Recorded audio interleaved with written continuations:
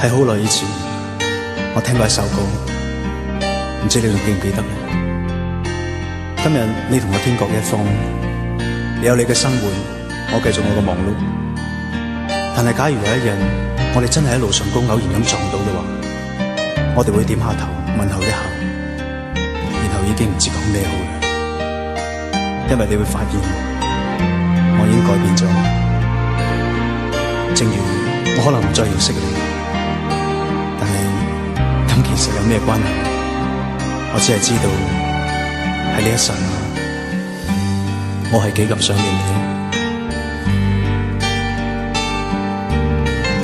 誰令我能情深一片，令我輕柔如水清澈，令我心靈回復恬靜，令我拋棄來心牽掛，重拾往年純潔美夢，讓我心靈重得安慰，讓我安躺於他。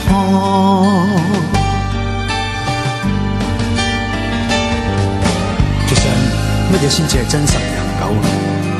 或者我應該就咁保存住呢一份希冀同埋渴望，俾我相信世上有一幸福係隨手可得，但係永遠係掌握之外。有時激情捉喺手裏邊會化為灰燼，反而藏喺心裏邊可以歷久常新。貪求思慕只因痴，一切眼淚思憶都係徒然啫。